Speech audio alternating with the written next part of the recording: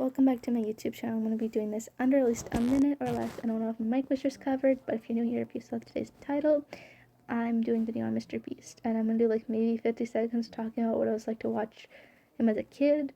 And if you haven't subscribed, go for it. Today's video is not for you. I have other videos on my channel. If you want to subscribe, be your guest. If you want to comment down below, keep it nice because some of the things I'm going to be talking about in this video aren't the greatest, but subscribe. So we're going in today's video.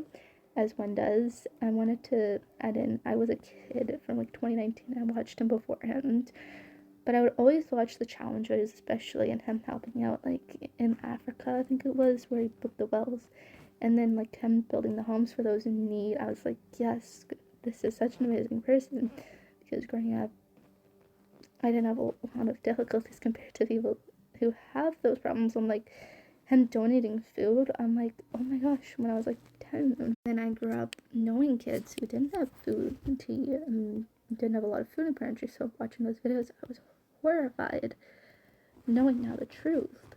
But the truth of the matter is, it's more of looking through a glass, because growing up, I thought that it was the most amazing thing. Like, some of my friends, as I just said, didn't have, or some of the kids in my grade didn't have access to food. So I was like very nervous, because I was like, this is amazing. I was the type of person who just scrolled through content and would sit there and watch it. I mean, I even had a teacher once put on a Mr. Beast video in class just to keep us quiet because she thought it was safe.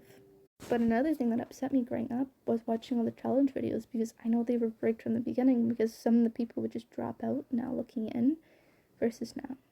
But like growing up, I would be like, oh, they're like dropping out because they have something important to do, or like this or that. But this is the second part, or slash chapter 2 of me, where I'm going to be doing another video later on down the road on this. But like, all of us who watched his content realized pretty quickly, at least one or two people who worked for him were in his videos and would drop out first thing in the competitions, which is rigged. You can't do that in a competition. I mean, I know there's certain standards legally, I believe, where you can't do that. And we're going to talk about, I think his name is Chris Collins, or his former name was Chris Collins. She goes, I don't know their new name, or like their dead name. I just don't really pay attention to much, I'm sorry. I'm not really chronically online as well, but I feel like watching it, there's just something off from the beginning with the four main people.